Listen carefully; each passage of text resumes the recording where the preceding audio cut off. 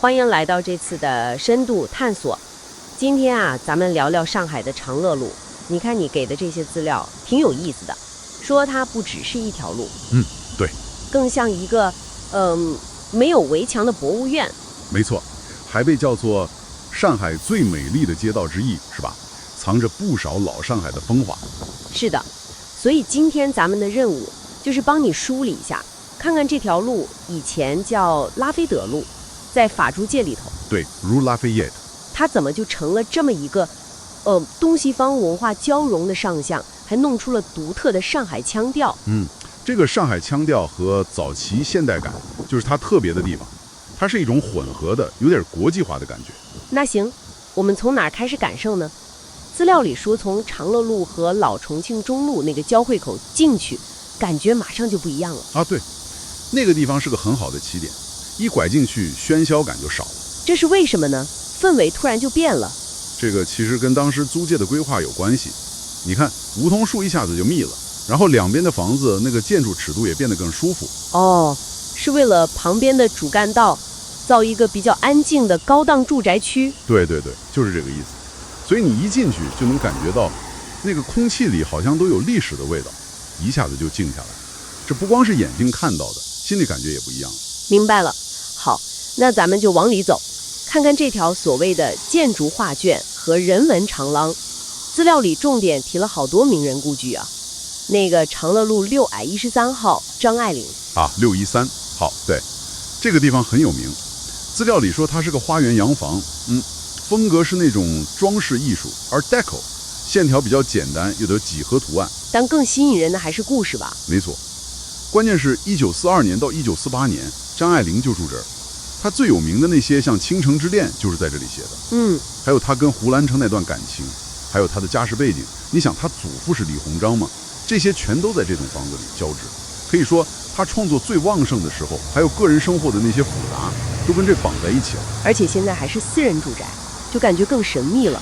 然后不远那个675号是蝴蝶的故居。对，电影后角蝴蝶。这感觉又是一种上海风情了，代表了那个电影的黄金时代。可以这么说，蝴蝶那种优雅，那种明星范儿，和他住的西式洋房，挺配的。不过啊，同样是明星，你看长乐路570号周璇的家，金嗓子周璇，对，他的歌声那么甜，迷倒了一个时代。但这栋房子呢，又好像承载了他后来挺坎坷、挺悲剧的人生。所以你看，这些故事放在一起，就让长乐路显得特别有层次。而且不只是文艺界的，我注意到资料里反复说，这里还是名医街，像那个534号的陈炳乾医生。是的。还有407号、339号，好像好多名医都住这儿。没错，你想啊，当时附近有大医院，像广慈医院，就是现在的瑞金医院。哦，离得近。对，离得近，环境又安静，而且住在长乐路本身也算是一种身份乡镇吧。所以当时医学界的精英很多都选这儿，这就给长乐路又加了一种怎么说呢，一种疗愈的气质。不光医生，还有法律界、政界的那个788号施良啊，对，施良，他是个著名的律师和政治人物。780号被认为是他最靠谱的一个故居地址。虽然关于他住哪儿好像有几种不同的说法，挺有意思的。那你把这些人放一起看，作家、影星、歌后、名医、律师，他们差不多都住一条街上，几乎是邻居了。对啊，这本身是不是就是一种很独特的文化现象？这就是关键了。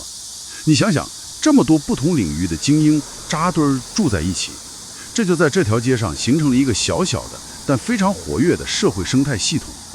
他们之间肯定有交流，有思想碰撞，对30年代上海那种活跃的文化氛围是很大的推动力。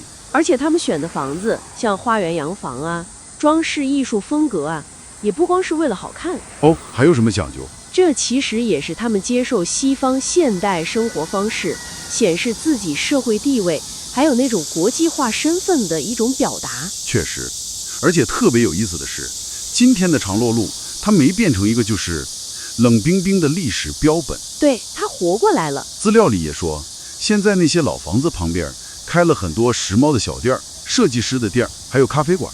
是的，这种活化而不是简单的固化历史，恰恰是上海的一种韧性吧。你想想啊，以前张爱玲可能就在那个窗边写作，现在窗外可能就是个新锐设计师的店。对比很强烈。对，以前名医会客的地方，现在可能飘着咖啡香。老建筑有了新功能，新旧就这么挨着一起生长，街道就一直有活力。这么说来，这次咱们帮你梳理的这个长乐路深度探索，好像真的揭示了它不单单是一条路，它更像个缩影。对，上海这个城市精神的缩影，融合东西，承载了那么多传奇故事。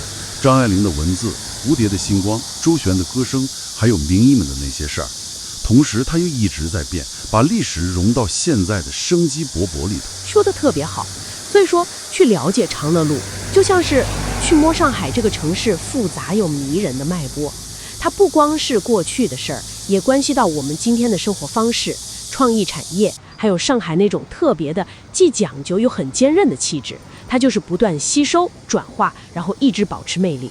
希望这次为你提炼的这些长乐路精华，能让你感受到它的深度和温度。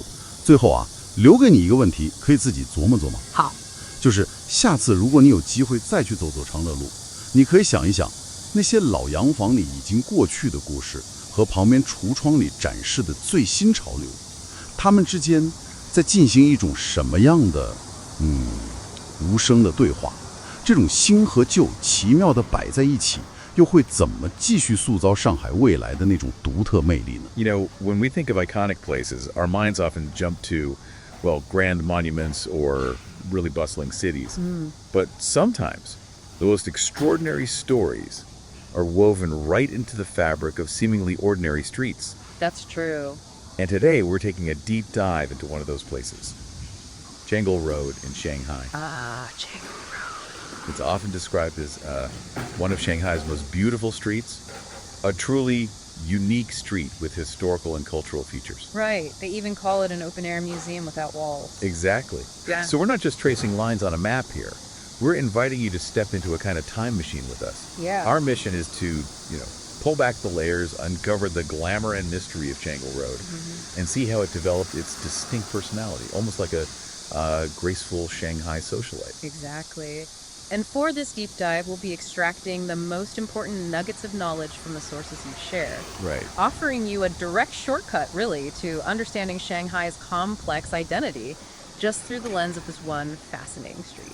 Okay. We'll look at its origins as Rue Lafayette in the French Concession, uncover its architectural treasures, introduce you to some of the famous figures who called it home, and reveal how it's still evolving today. So get ready for those, aha moments and maybe some surprising facts along the way.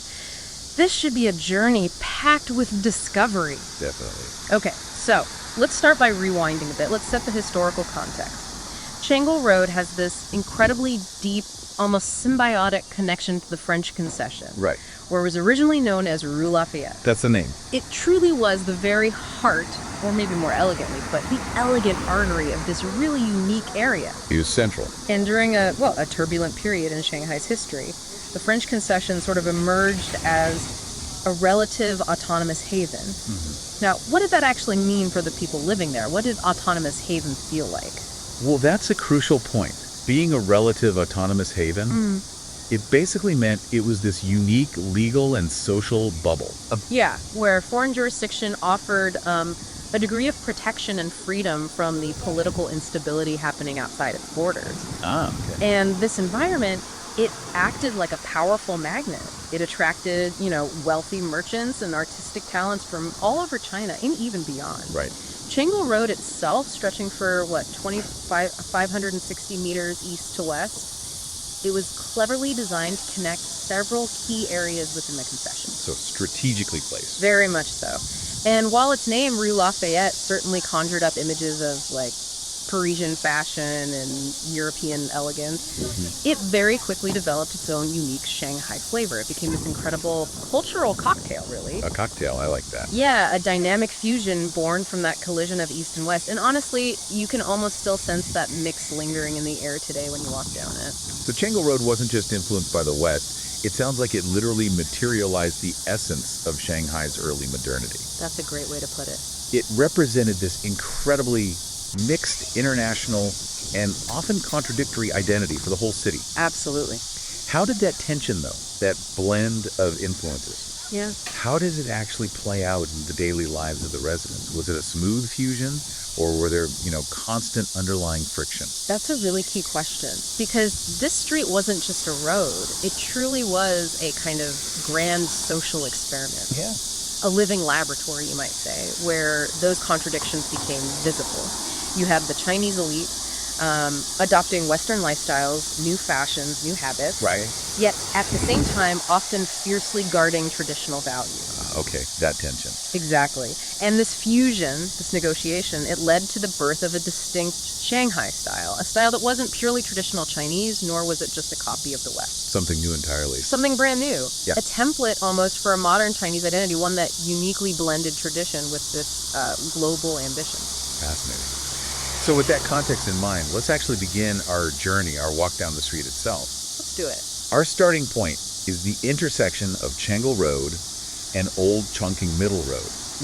And what you feel almost immediately when you turn onto Changle Road from the busier main streets is this palpable shift in atmosphere. It's really noticeable. It is. It's not just the lush plane trees creating that beautiful dappled canopy overhead or the sort of woody scent of old buildings hanging in the air. Right. There's this profound sense of entering a different, more tranquil era. It feels distinct from the busy commercial streets you just left behind. Yeah, quieter, more historical. This is where the historical immersion truly kicks in, I think. And this is where Changle Road really shines as that open-air architectural museum. You see this delightful blend of Shanghai and Western cultures right there in the buildings. It's almost as if the buildings themselves are having a conversation. You've got the grand, spacious garden villas that sort of whisper tales of old luxury. And then you have the sleek, geometric lines of Art Deco buildings, those iconic structures from the 1930s, Oh yeah, Art Deco. Very Shanghai. Very Shanghai. Known for their distinct, luxurious modernism. They almost hum with that jazz age rhythm. Each facade here really tells a unique chapter in the tapestry of history. Okay, so with that sort of overall architectural picture, let's zoom in now. Really zoom in. Okay. Imagine we're strolling down the street, and our first stop is Changle Road 613. 613. Got it. This is like a quintessential garden villa.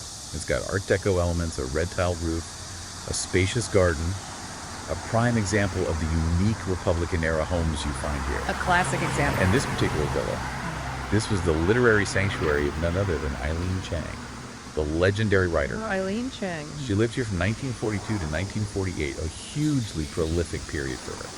She created masterpieces like Love in a Fallen City and The Golden Kang right here. Wow. In that house. Yeah, her sharp talent, her dramatic life, it really comes alive when you imagine her within those walls.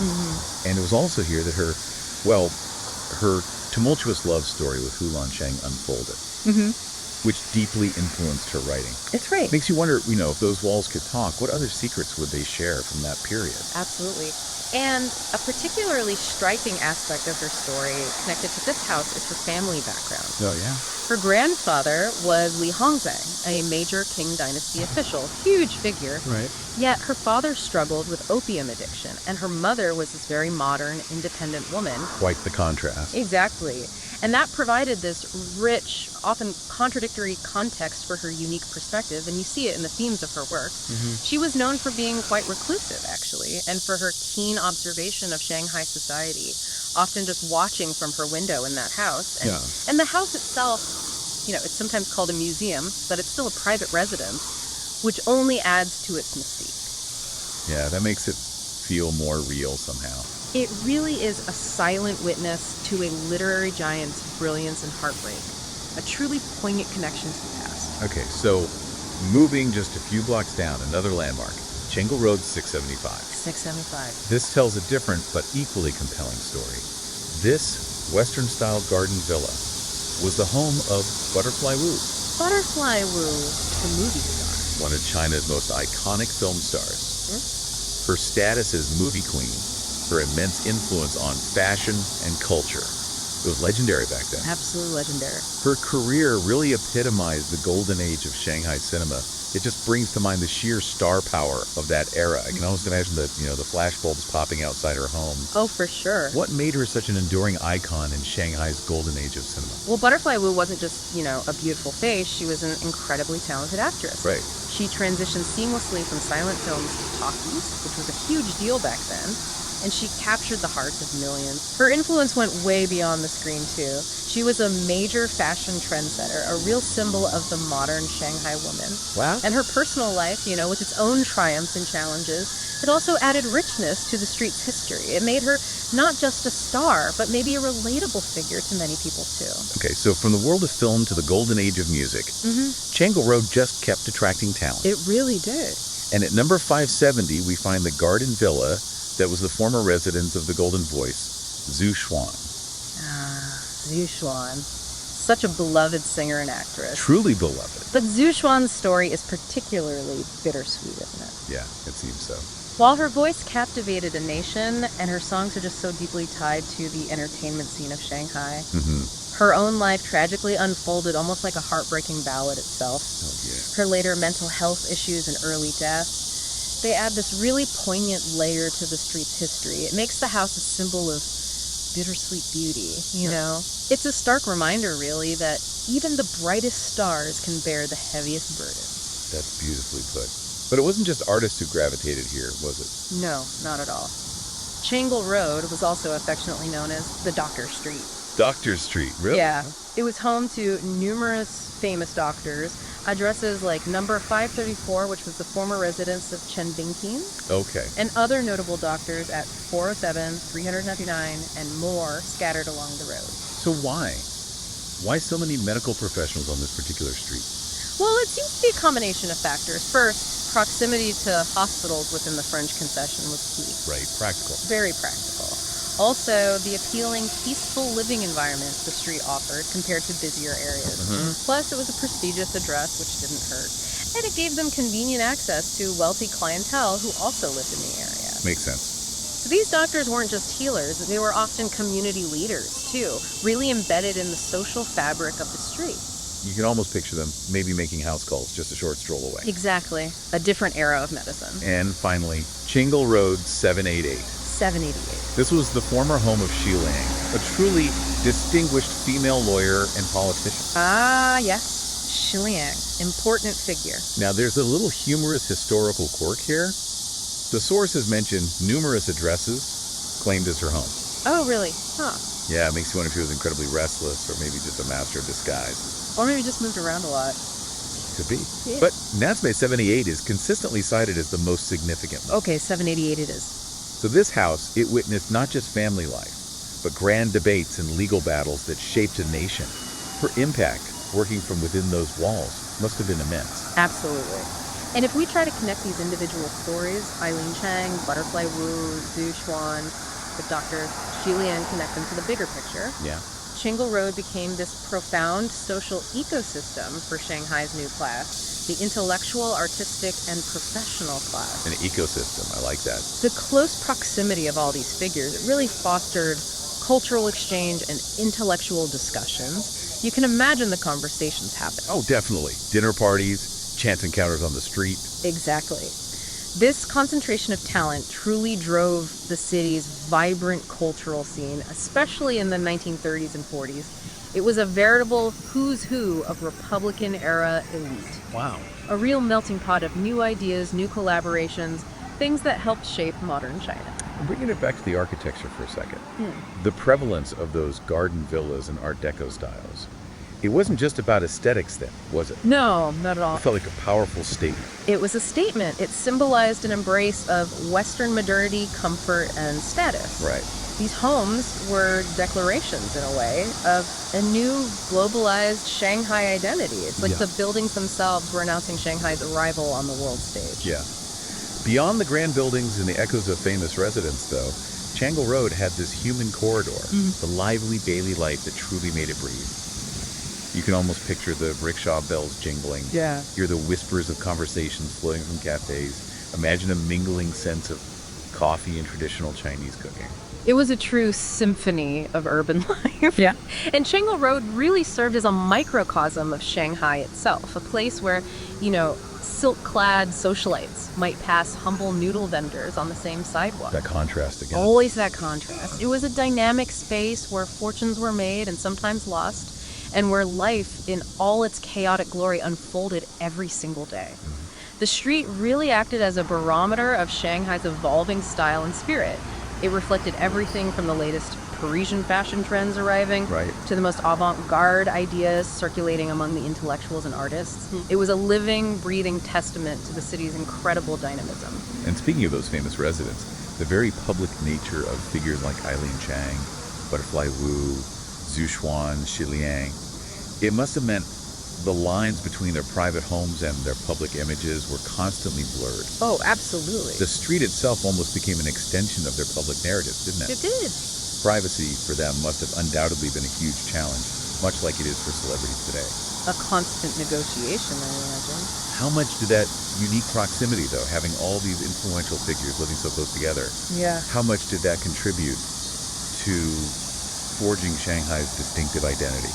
Oh, it was absolutely critical. This concentration of diverse elites, many foreign educated, working in new professions, pioneering modern art forms, all happening within the unique sort of protected setting of the French concession that forged a distinct Shanghai identity. Right, the crucible. Exactly. This dynamic cultural blend was crucial for China's modernization push at the time. It was a crucible, as you said, where new forms of Chinese culture, art, and thought were developed. Influenced by global trends. Profoundly influenced by global trends, but always rooted in local realities. It truly shaped the character of the city we know today. But Chengel Road isn't just a place for, historical reflection. It sounds like it steadfastly refuses to be merely a museum piece. It really does. It's still vibrant, breathing, and adapting to the rhythms of modern Shanghai life. And what's truly impressive, I think, is how these historical buildings are being adaptively reused. It's not just preservation behind glass. How so? Well, you'll find charming small boutiques, inviting cafes, and local eateries now occupying spaces that once housed Shanghai's elite. Yeah. And this really demonstrates Shanghai's very pragmatic approach to heritage protection.